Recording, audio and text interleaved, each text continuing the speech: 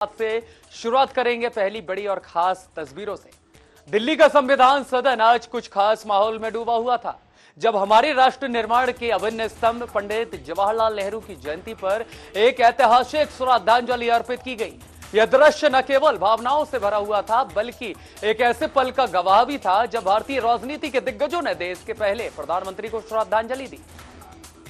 केंद्रीय रक्षा मंत्री राजनाथ सिंह, कांग्रेस नेता जयराम रमेश और राजीव शुक्ला सहित कई प्रमुख नेता इस अवसर पर उपस्थित थे। सभी ने संविधान सदन के केंद्रीय हॉल में एकत्रित होकर पंडित नेहरू को पुष्पांजलि अर्पित की। वहां मौजूद हर नेता की आंखों में एक गहरी श्रद्धा थी, जो कि पंडित नेहरू के योगदान और उनके विचारों को सम्मानित कर रही थी। यह क्षण न केवल भावुक था, बल्कि प्रेरणादायक भी था, क्योंकि पंडित जवाहरलाल नेहरू के दृष्टिकोण ने इस राष्ट्र को एक नई दिशा देने का काम किया था और उनका संदेश समानता, भाईचारे और राष्ट्रवाद आज भी हमारे दिलों में जीवित है। इस दौरान हर नेता ने उनके योगदान को सराहा और उनके दिखाए हुए मार्ग को चलने का संकल्प भी लिया। संविधान सभा में आज सदन में दिन का एक ऐतिहासिक क्षण भी रहा था, जिसमें केवल श्रद्धांजलि ही नहीं दी गई, बल्कि हमारे लोकतंत्र की नींव को मजबूत करने की दिशा के लिए विचारों को नए आयाम देने का संकल्प व्यक्त किया गया। यह दिवस हमेशा याद रहेगा, जब नेताओं ने पंडित जवाहरलाल नेहरू की जयंती पर एकजुट होकर उनके अद्वितीय योगदान को सम्मानित किया।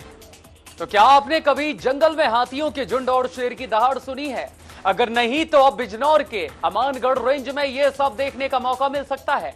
जी हां, विभाग बिजनौर ने 6 नवंबर से अमानगढ़ रेंज में पर्यटन केंद्र खोलने का एक शानदार कदम भी उठाया है। अब पर्यटक जंगल की खूबसूरती और जंगली जानवरों को एक साथ देख सकते हैं।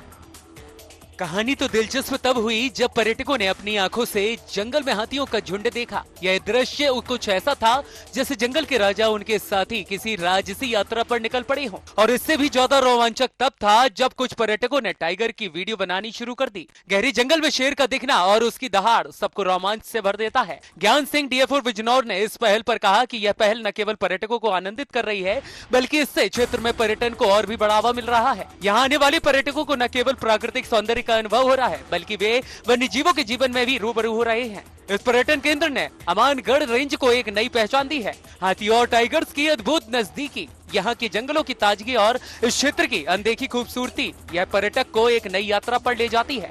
तो अब अगर आप भी रोमांचक, शानदार और दिलचस्प अनुभव चाहते हैं, तो अमानगढ़ रेंज में इसका लुत्फ उठा सकते हैं। आपड़ो अमरोहा से भाजपा सांसद चौधरी कंवर सिंह तंवर का एक शानदार वीडियो सोशल मीडिया पर तेजी से वायरल हो रहा है। गंगा मेले के मौके पर हेलीकॉप्टर से फूलों की बारिश करते हुए उन्होंने एक भव्य दृश्य पेश किया। यह दृश्य न केवल आयोजन को और भी खास बना गया, बल्कि देखने वालों को मंत्रमुग्ध भी कर दिया। वीडियो में देखा जा सकता है कि फूलों की बारिश से वातावरण में उत्साह और धार्मिक आस्था का संगम है।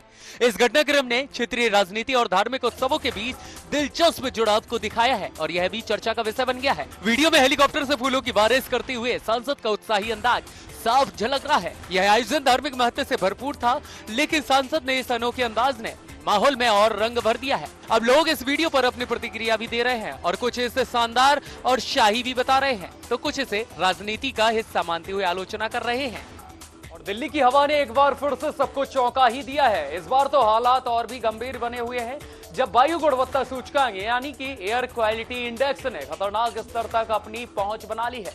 दिल्ली के कई इलाकों में AQI 400 के पार पहुंच चुका है और जो बात सबसे ज्यादा चौंकाने वाली है वह यह है कि जहांगीरपुरी में AQI का स्तर 567 तक दर्ज किया गया है, जो कि एक भयावह स्थिति से दर्शाता है।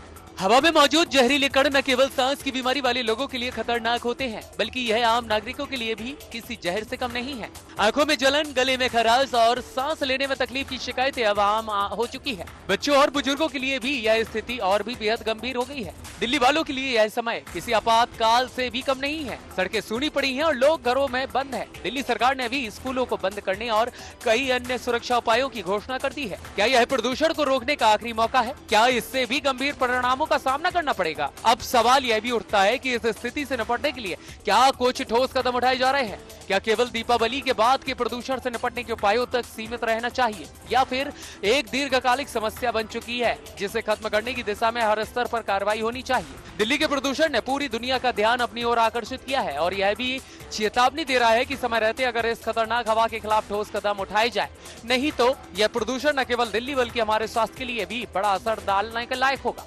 रायबरेली के बछरावा थाना क्षेत्र में एक हैरान कर देने वाली घटना हुई है, जहां शराब से लदी हुई 2 ट्रक अनियंत्रित होकर सड़क किनारे ही पलट गए। यह घटना रेन गांव के पास उस समय घटी जब दोनों ही ट्रक तेज गति से जा रहे थे। अचानक हुए इस हादसे में ड्राइवर और क्लीनर को गंभीर चोटें भी आई हैं। आसपास के लोगों में अफरा तफरी मच गई और बड़ी संख्या में लोग मौके पर जमा हो गए।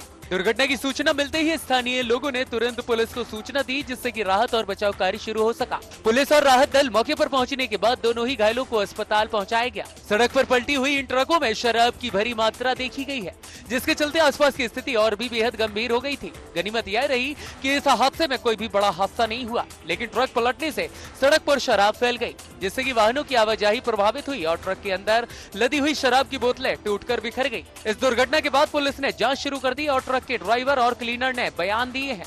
यह हादसा फिर से यह साबित करता है कि तेज गति और लापरवाही से होने वाली घटनाएं कभी भी बड़ी त्रासदी का रूप ले सकती हैं। और लखनऊ में पुलिस ने एक बड़े गिरोह के मास्टरमाइंड को गिरफ्तार किया है, जो कि बाइक चोरी की वारदातों को अंजाम दिया करता था। आरोपी मोहम्मद आरिफ उर्फ बूरे उर्फ खुशनवाज, जिसे पुलिस ने 15,000 रुपए के इनाम के साथ पकड़ लिया है, लंबे समय से फरार था और पुलिस से बात बचते बचते वह अपने आपराधिक कृत्यों को भी अंजाम दिया करता था। इस आरोप के खिलाफ में पहले भी 14 मुकदमे दर्ज थे, जिनके चोरी, डकैती और अन्य अपराध भी उसके शामिल थे। गिरफ्तारी के बाद पुलिस ने आरोपी से 3 चोरी की बाइक्स और 6,980 रुपए की नकदी बरामद की। यह गिरोह मोहनलालगंज क्षेत्र में सक्रिय था, जहां इसके 3 अन्य साथी पहले ही गिरफ्तार हो चुके हैं और जेल भी भेजे जा चुके हैं। इन तीनों ही आरोपियों के पास से 10 चोरी की बाइक्स भी बरामद की गई थी। आरोपी के खिलाफ गिरफ्तारी के बाद एडीसीपी साउथ राजेश कुमार यादव ने प्रेस कॉन्फ्रेंस में मामले का खुलासा किया और बताया कि पुलिस और डीजीपी साउथ की सर्विलांस टीम ने कड़ी मेहनत से आरोपी को पकड़ने में सफलता प्राप्त की। पुलिस के इस अभियान ने न केवल एक बड़े अपराधी को सलाखों के पीछे डाला, बल्कि बाइक चोरों के गिरोह को भी नष्ट किया है, जिससे कि क्षेत्र में लोगों के बीच सुरक्षा का खासा एहसास और बढ़ गया। मोहनलालगंज पुलिस और सर्विलांस टीम दक्षिणी जोन की संयुक्त प्रयास से एक बाइक चोर जिसका नाम है मोहम्मद आरिफ उर्फ भूरे उर्फ खुशनवाज पुत्र छोटे, ये चाँदपुर घोष मंडी थाना कोतवाली नगर बहराइच का रहने वाला से गिरफ्तार किया गया है। और संभल में एक दिल दहला देने वाली घटना सामने आई है, जहां एक लड़की ट्यूशन से घर लौट रही थी और उस वक्त कुछ मनचलों ने उस पर छींटाकशी करते हुए शुरुआत कर दी। जैसे ही लड़की ने इस हरकतों का विरोध किया, उनमें से एक शख्स ने अपना आपा ही खो दिया और उसे थप्पड़ जड़ दिया। इस हिम्मत और बेबाकी से भरी हुई घटना कैमरे में कैद हो गई है और कुछ ही घंटों में सोशल मीडिया पर आग की तरह फैल गई। वीडियो वायरल होते ही लोग गुस्से में आ गए और स्थानीय लोगों का धैर्य भी जवाब दे दिया। भीड़ में मौजूद लोगों ने आरोपियों को पहचानने में देर नहीं की और एक युवक को ही पकड़ लिया। फिर उसे वही सबक सिखाने का फैसला किया गया। लोगों ने जमकर उसकी मरम्मत की, जिसके बाद उसके चेहरे पर डर साफ झलकने लगा और इसके बाद पुलिस को सूचना भी दी गई और आरोपी को सौंप दिया गया। पुलिस ने तत्काल एफआईआर दर्ज कर लिया और बाकी आरोपियों की तलाश में जुट गई है। इस घटना ने इलाके के लोगों में गुस्से और जागरूकता को और दोनों तरफ संचार का रूप दिया है। इस मामले की लड़की की हिम्मत और स्थानीय लोगों की त्वरित प्रतिक्रिया ने साबित यह भी कर दिया है कि समाज में आज भी सही के लिए सभी आवाज उठाने के लिए मौजूद है। यह घटना एक कड़ा संदेश देती है कि अगर लोग एकजुट होकर गलत के खिलाफ खड़े होते हैं तो ऐसी घटनाओं को रोका जा सकता है। संभल के इस छोटे से कस्बे में जो हुआ, उसने सभी को यह सिखा दिया कि किसी की इज्जत पर हाथ उठाने वालों को माफ नहीं किया जाएगा। और ऐसे में प्रयागराज की सड़कों पर इस समय छात्रों का सैलाब उमड़ा हुआ है। लगातार 4 दिनों से चल रहे इस विरोध प्रदर्शन में आज हालात और गर्म हो गए। प्रशासन की छोटी सी गलती ने इस आंदोलन को न केवल और तीव्र कर दिया, बल्कि इसका दायरा भी और खूब बढ़ा दिया है। जब सुबह सुबह पुलिस ने धरने पर बैठे हुए छात्रों को जबरन हटाने और घसीटने की कोशिश की, तो इसका वीडियो भी तेजी से वायरल हो गया और इसके बाद हालात पूरी तरह से बदल गए। वायरल वीडियो के असर ने जैसे छात्रों को और भी गुस्से में भर दिया। बड़ी तादाद में छात्र आयोग मुख्यालय पर जमा हो गए। नारों की गूंज सुनाई देने लगी और पुलिस बैरियर पर छात्रों की पकड़ इतनी मजबूत थी कि बैरियर टिकना भी नामुमकिन सा था। छात्रों ने गुस्से में बैरियर को हटाकर प्रशासन को सीधे सीधे चुनौती भी दी और उनके इरादों में कोई झुकाव भी दिखा नहीं है। प्रयागराज की सड़कों पर जुटी इस भारी भीड़ ने प्रशासन को भी संकेत दिए हैं और संकेत डाल दिया है। छात्र संगठन के नेता और युवाओं की ऊर्जा और गुस्सा मानो हर बैरियर को पार करने का संदेश दे रहे थे। जगह जगह पुलिस और छात्र आमने सामने खड़े थे, लेकिन कोई भी पीछे हटने को तैयार नहीं था। छात्र प्रशासन से सवाल पूछ रहे हैं और अपनी मांगों पर डटे हुए हैं। उनकी आवाजें अब किसी परीक्षा या परिणाम की चिंता से कहीं आगे भी निकल चुकी हैं। यह लड़ाई अब हक, अधिकार और न्याय की बन चुकी थी और उनके नारों की गूंज प्रशासन के कानों तक पहुंच चुकी और इस दृढ़ता से ऐसा लग रहा है कि छात्र अब पीछे हटने वाले नहीं हैं और ऐसे में फैसला होगा। टोंक जिले के देवली उनियारा विधानसभा क्षेत्र में हुए उपचुनाव में एक अप्रत्याशित घटनाक्रम ने राजनीतिक माहौल को और गर्मा दिया है। समरवता गांव में मतदान केंद्र पर एक बड़ा विवाद हुआ था, जिसमें निर्दलीय उम्मीदवार नरेश मीणा पर एसडीएम अमित चौधरी के साथ हाथापाई करने का आरोप लगा है। यह विवाद इतना बड़ा कि पुलिस को हस्तक्षेप करना पड़ा और नरेश मीणा को गिरफ्तार कर लिया गया। हुई जब नरेश मीणा और एसडीएम के बीच किसी मुद्दे पर तीखी बहस छिड़ी। यह बहस जल्दी हाथापाई में भी तब्दील हो गई, जब आरोप है कि नरेश मीणा ने एसडीएम को मारपीट का शिकार बना दिया। इस घटनाक्रम से न केवल मतदान केंद्र पर हलचल हो गई, बल्कि पूरे इलाके में हड़कंप की स्थिति भी पैदा हुई और जैसे जैसे घटना सोशल मीडिया पर फैलती गई, हर किसी के होश ही उड़ गए। घटनास्थल पर मौजूद लोगों ने इसका रिकॉर्ड भी कर लिया था और वीडियो भी सोशल मीडिया पर तेजी से वायरल किया। आरोपों के बाद पुलिस ने त्वरित कार्रवाई करते हुए नरेश मीणा को गिरफ्तार किया और मामले की जांच शुरू कर दी है। वहीं यह घटनाक्रम न सिर्फ चुनावी प्रक्रिया पर असर डाल सकती है, बल्कि नरेश मीणा की राजनीतिक छवि पर भी कई सवाल खड़े कर रही है। अब यह देखना भी दिलचस्प होगा कि यह विवाद आगे क्या मोड़ लेता है और इसका उपचुनाव के परिणामों पर क्या कुछ प्रभाव भी पड़ता है। और पीलीभीत के एक दर्दनाक हादसे ने सबका दिल दहला दिया है। जी हां, पीलीभीत के घुंगचाई थाना क्षेत्र में जहां एक यात्री से भरी हुई बस NH 730A पर अनियंत्रित होकर खाई में जा गिरी। यह हादसा इतना खतरनाक था कि बस में सवार 42 मजदूरों में से 20 लोग घायल हो गए हैं, जिनमें से 2 की हालत फिलहाल ज्यादा गंभीर बताई जा रही है। यह मजदूर बरेली से बिहार की ओर जा रहे थे ताकि भट्टे पर काम कर सके, लेकिन सफर ने उन्हें एक खौफनाक हादसे का सामना करा दिया। जैसे बलरामपुर चौकी के पास पहुंची, अचानक ड्राइवर के हाथ से नियंत्रण फिसल गया और बस खाई में पलट गई। यात्रियों के बीच हड़कंप मच गया और जो लोग बच पाए उन्होंने जैसे तैसे घायल यात्रियों को बाहर निकाला। गाड़ी में फंसे हुए मजदूरों को आसपास के लोगों ने बड़ी मुश्किल से बाहर निकाला। यात्रियों का इस पर कहना है कि हादसे के दौरान ड्राइवर लगातार मोबाइल चला रहा था, जिसकी वजह से गाड़ी अनियंत्रित हो गई और उसने अपना नियंत्रण खो दिया। ड्राइवर की लापरवाही ने इस भयावह हादसे को जन्म दिया। घायल मजदूरों को अस्पताल भेजा गया है और घायलों का फिलहाल इलाज भी जारी है, लेकिन इस हादसे ने यह साफ कर दिया है कि सफर करते वक्त लापरवाही कितनी महंगी साबित हो सकती है। क्या इस हादसे के बाद अब सड़क पर यात्रा करने वालों के लिए कोई और कड़े नियम बनेंगे, यह भी देखना दिलचस्प होगा। सोचिए, मामूली सी कहासुनी सुनी ने एक युवक के लिए कैसी कष्टकारी बनावट बनाई है। मुजफ्फरनगर के बुढ़ाना थाने के मंदवाड़ा रोड पर दबंगों ने एक युवक को इस कदर से पीटा कि देखने वालों के भी होश उड़ गए हैं। मामला शुरू हुआ था और एक मामूली कहासुनी से, लेकिन जल्द ही यह हिंसा में बदल गया। यह दृश्य भी इतना तगड़ा था कि जैसे ही आसपास के लोग उसे देख रहे थे, सबकी धड़कनें रुक गईं। वीडियो में दिख रहे इन दबंगों के चेहरों से साफ था कि वे किसी तरह के कानून से नहीं डरते। गैंगस्टर जैसी हिंसक हरकत की पूरी घटना का वीडियो अब सोशल मीडिया पर वायरल हो चुका है। लोग इसे देख रहे हैं और हैरान भी हैं कि आखिर कैसे कुछ दबंगों ने इतनी बेरहमी से एक युवक को पीटा है। यह वीडियो एक तड़का लगाने वाली कड़ी के तौर पर भी महल फैल चुका है, जिससे कि अब पूरे इलाके में हलचल भी खूब है। इस घटना के बाद पीड़ित युवक के परिजनों ने कोतवाली में तहरीर भी दी है और आरोपियों के खिलाफ कड़ी कार्रवाई की मांग भी की है। क्या अब मुजफ्फरनगर में दबंगों का तांडव थमेगा या फिर और भी भयावह रूप से सामने आएगा, यह देखना अब दिलचस्प होगा। मुजफ्फरनगर के इस घटनाक्रम ने यह साबित भी कर दिया है कि अब कौन कब कहां कितना खतरनाक बन सकता है। आप अपनी बाइक पर राइडिंग कर रहे हो और अचानक से सामने आ जाए एक गैंडा। जी हां, यह सच हुआ है। एक शख्स अपनी बाइक से राइडिंग कर रहा था जब एक जंगली गैंडा ने उसे निशाना बना लिया और उस पर हमला भी कर दिया। यह घटना एक जबरदस्त रोमांचक तड़कता भड़कता अनुभव बन गई, जिससे कि आसपास के खड़े लोग भी हैरान रह गए। हरी भरकम देह और ताकत के साथ बाइक पर सवार युवक पर टूट पड़ा। यह दृश्य बिल्कुल फिल्मी था, जहां जानवर और इंसान के बीच एक खतरनाक खेल हो रहा था। बाइक सवार ने खुद को बचाने के लिए जी जान से कोशिश की, लेकिन गैंडे के इस हमले से खुद को बचाना आसान नहीं था। पास खड़े लोग दौड़े दौड़े मदद करने आए, लेकिन गैंडे की तेज गति और शक्ति ने सभी को चौंका दिया। यह दृश्य रोमांच, डर और साहस का भी मिश्रण था और जैसे ही गैंडा हमला करता, लोग सांसें थमकर उसे देख रहे थे। आसपास के लोग गैंडे के शांत करने की दिशा में कोशिश भी करते नजर आए, लेकिन जानवर ने इससे मान ही लिया था कि उसकी हद पार कर दी है। कुछ ही मिनटों में यह घटना वायरल हो गई और लोग इसकी चर्चा करने लगे। हालांकि यह घटना खतरे से भरी हुई थी, लेकिन इसने भी यह साबित कर दिया कि कभी-कभी जंगली जानवरों से टकराव असमंजस और खतरों से भरपूर होता है। ऐसे अनुभव सिर्फ फिल्मों में ही नहीं, बल्कि असल जिंदगी में भी हो जाते हैं। जयपुर में कुछ युवक ने थार को किराए पर लेकर के रेलवे ट्रैक पर ऐसा करतब दिखाया कि देखने वालों की धड़कनें ही तेज हो गईं। क्या ये सच में किसी फिल्म का स्टंट था या फिर किसी अद्भुत साहसिक खेल का हिस्सा? जवाब था बिल्कुल नहीं। यह था एक खतरनाक, रोमांचक और अव्यवस्थित मजा जो सीधे रेल लाइनों पर ऊपर से गुजर रहा था। कार को किराए पर लेकर ये युवक रेलवे ट्रैक पर एक तरह से स्टंट कर रहे थे, जैसे वो किसी फिल्म के हीरो ही हों। लेकिन असलियत में यह एक खतरनाक खेल बन गया था।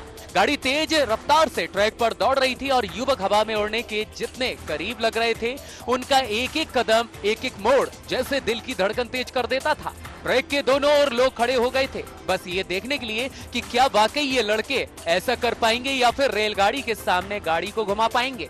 यह दृश्य एक तरह से दर्शकों के लिए भी एक फिल्मी दृश्य जैसा था, जहां हर पल उम्मीद और डर का मिश्रण था। लोगों की निगाहें उन लड़कों पर भी टिकी हुई थीं और हर पल वो सोच रहे थे कि क्या ये लड़के अपनी जान जोखिम में डाल रहे हैं। असल में ये पूरा दृश्य दिलचस्प, शानदार और तड़कता भड़कता भी था, लेकिन उतना ही खतरनाक भी। फिलहाल यह घटना हमें याद दिलाती है कि कुछ स्टंट सिर्फ फिल्मी दुनिया तक ही सीमित रहते हैं, असल जिंदगी में उनकी कीमत बहुत बड़ी हो सकती है। ऐसे खेलों को करना सिर्फ देखने में मजेदार लगता है, पर इसके खतरों को नकारा नहीं किया जा सकता। जयपुर की सड़कों पर एक ऐसा तमाशा हुआ जिसे देख करके लोग ही चौंक गए। यह कोई साधारण झगड़ा नहीं था, बल्कि सपा स्पर्श सेंटर के मालिक और एक कर्मचारी के बीच 18,000 रुपए को लेकर एक तगड़ा विवाद हुआ था। यह विवाद इतना बड़ा था कि दोनों ने सड़कों के बीच में ही तू-तू मैं शुरू कर दी और पूरे इलाके का माहौल ही बदल दिया। कहानी की शुरुआत होती है एक स्पा सेंटर से, जहां मालिक और कर्मचारी के बीच पेमेंट को लेकर आपसी मतभेद उभर आए हैं। अब कोई सोच सकता है कि यह मामूली सी बात है, लेकिन जब 18,000 रुपए की बात हो तो मामला कभी भी हल्का नहीं होता। दोनों ने अपने विवाद को इतना बढ़ा लिया कि अब सड़क के बीच में आवाजें गूंजने लगी। एक और मालिक गुस्से में चिल्ला रही थी तो दूसरी ओर कर्मचारी अपनी बात पर भी अड़ी थी। रायगीड़, जो अपनी रोजमर्रा की जिंदगी में व्यस्त थे, अचानक से एक लाइव शो का हिस्सा बन गए और उनकी आंखों के सामने यह तड़कता भड़कता तमाशा हो रहा था। सड़क पर जाम तो लगा ही था, साथ ही गाड़ियों के हॉर्न और दोनों के तीखे शब्दों ने माहौल को और भी गर्मा कर दिया। लोग सोच में पड़ गए कि क्या ये हो रहा है। दोनों के बीच की बहस के बाद मारपीट इतनी जबरदस्त थी कि किसी को भी यह समझ में नहीं आ रहा था कि मामला खत्म कब होगा। राहगीर, जो इस अनोखे ड्रामे को देखने आए थे, मजबूर थे बस एक ही सवाल पूछने के लिए कि क्या सच में सिर्फ 18,000 रुपए के लिए इतनी बड़ी नौटंकी हो रही है। जौनपुर के चंदवक थाना क्षेत्र के वरडीहा गांव में एक जमीनी विवाद ने ऐसी मारपीट का रूप लिया कि हर कोई हैरान ही रह गया। दो पक्षों के बीच हुआ यह झगड़ा किसी फिल्मी सीन से कम भी नहीं था और उसकी वीडियो क्लिप सोशल मीडिया पर एकदम से वायरल भी हो गई। जैसे वीडियो सामने आया, इलाके में दहशत फैल गई। दोनों ही गुटों के लोग आपस में बुरी तरह से भिड़ गए, जिससे कि आधा दर्जन से ज्यादा लोग घायल हो गए।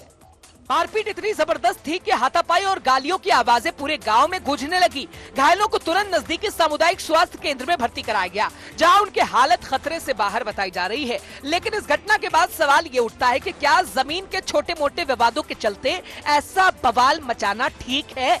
ग्रामीणों ने जैसे ये घटना देखी, उन्होंने पुलिस को सूचना दी और तुरंत ही पुलिस ने मौके पर पहुंचकर स्थिति को काबू में किया। पुलिस अब मामले की गंभीरता से जांच कर रही है ताकि ये सुनिश्चित किया जा सके कि इस तरह की घटनाएं भविष्य में ना हो सके। लेकिन सवाल ये भी उठता है कि क्या इस जमीन के विवाद में इतना बड़ा हंगामा होना जरूरी था? क्या प्रशासन को इस पर सख्त कार्रवाई नहीं करनी चाहिए थी? अनेकों सवाल हैं। वहीं जौनपुर का ये बवाल अब सुनामी की तरह सोशल मीडिया पर फैल चुका है और ये सोचने पर मजबूर करता है कि क्या ऐसी घटनाओं को रोकने के लिए ठोस कदम उठाए जाएंगे क्या? और चंदौली में पुलिस और एसओजी की संयुक्त टीम ने एक बड़ी कामयाबी हासिल की है। टीम ने 2 लग्जरी कारों से 62 किलो गांजा बरामद किया है, जिसकी कीमत लगभग 16 लाख रुपए आंकी गई है। यह कार्रवाई लेवा एरिया में की गई है, जब पुलिस को तस्करों के बारे में गुप्त सूचना मिली थी।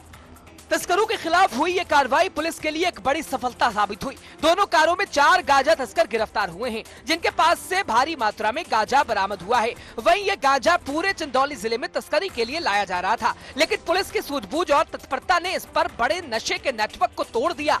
पुलिस की टीम अब तस्करों के आपराधिक इतिहास को खंगालने में जुटी है, ताकि ये पता लगाया जा सके कि ये तस्कर इस घिनौने कारोबार में कितने समय से शामिल थे। साथ ही पुलिस ये भी जांच कर रही है कि इन तस्करों के और कौन से साथी हो सकते हैं जो इस गांजे के इस बड़े खेप को देश भर में फैलाने का काम करते थे। यह सफलता न केवल चंदौली पुलिस के लिए एक महत्वपूर्ण जीत है, बल्कि ये एक सख्त संदेश भी है कि पुलिस किसी भी अपराध को बख्शने वाली नहीं है। अब ये देखना होगा कि इन तस्करों के खिलाफ और क्या कठोर कदम उठाए जाएंगे। नशे की तस्करी को रोकने के लिए इस सफलता ने पुलिस को और भी प्रेरित किया है और अब उम्मीद की जा रही है कि जिले में ऐसी घटनाओं पर कड़ी निगरानी रखी जाएगी। प्रतापगढ़ के कलेक्ट्रेट स्थित रानीगंज एसडीएम कोर्ट में उस वक्त हंगामा हो गया जब एक दबंग वकील ने पेशकार के हेल्पर प्रदीप को ही थप्पड़ जड़ दिया। यह घटना कोर्ट के अंदर हुई जब वकील ने किसी फाइल को लेकर अपना आपा ही खो दिया और विरोध करने पर धीरेन्द्र नामक हेल्पर को जोरदार थप्पड़ मारा। लेकिन यह सब यहीं खत्म नहीं हुआ। जब इस थप्पड़ का विरोध किया गया तो उग्र वकील ने दूसरे अधिवक्ता से भी हाथापाई कर दी।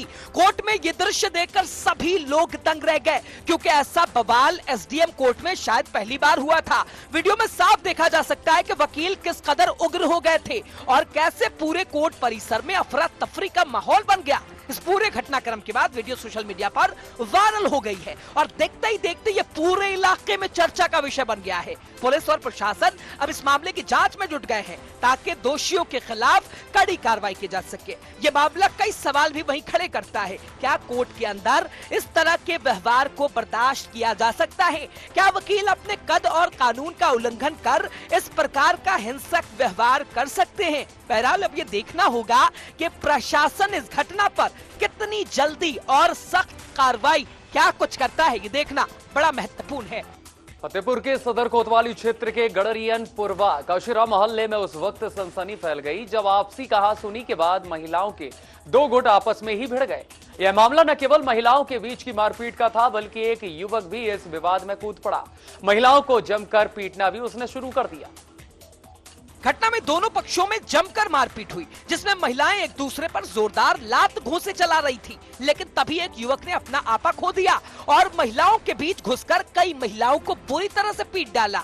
युवक की इस हरकत ने स्थिति को और भी तनावपूर्ण बना दिया और कई महिलाएं इसमें घायल हो गई हैं। इस पूरी घटना का वीडियो सोशल मीडिया पर वायरल हो गया है, जिससे इलाके में हड़कंप मच गया है। वीडियो में साफ दिख रहा था कि महिलाएं एक दूसरे के बाल खींच रही थी और युवक ने तो इस झगड़े में मानो आग में घी डालने का काम कर दिया। पुलिस को जैसे ही इस मामले की जानकारी मिली, वो तुरंत मौके पर पहुंची और मारपीट करने वाले को पकड़ने के लिए जांच पड़ताल शुरू कर दी गई। वहीं ये घटना साफ तौर पर दर्शाती है कि कभी कभी छोटे छोटे विवाद भी बड़े झगड़ों का रूप ले सकते हैं। सवाल ये उठता है कि इस तरह की घटनाओं को कैसे रोका जा सकता है? क्या प्रशासन इस पर सख्त कदम उठाएगा या फिर ये सिलसिला यूं ही जारी रहेगा? ताज नगरी आगरा में एक बेखौफ चैन स्नेचर ने महिला को बीच बाजार में ही शिकार बना डाला। घटना थाना सदर के मंगल बाजार की है, जहां पर एक महिला खरीदारी करने के लिए घर से निकली थी और उसे पता भी नहीं था कि कुछ ही पल बाद उसके गले से कीमती चेन स्नैचिंग की वारदात हो जाएगी।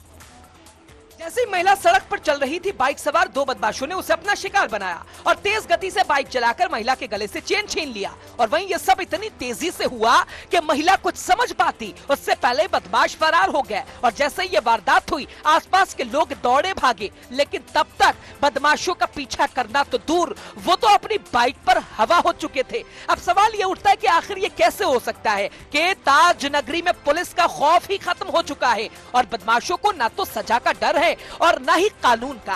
पीड़ित महिला की शिकायत के बाद पुलिस ने सीसीटीवी फुटेज की जांच शुरू कर दी है, जिसमें साफ दिख रहा है कि दोनों बदमाश कितनी आसानी से महिला के गले से चेन छीनते हैं। और वहीं आगरा में यह वारदात इस बात की गवाही देती है कि अगर जल्द ही सख्त कदम नहीं उठाए गए तो शहर में और भी ऐसी घटनाएं हो सकती हैं। अब ये देखना होगा कि प्रशासन इस मामले में क्या कदम उठाता है और बदमाशों को पकड़ने में कितनी सफलता मिल पाती है। और सबसे बड़ा सवाल, कब तक?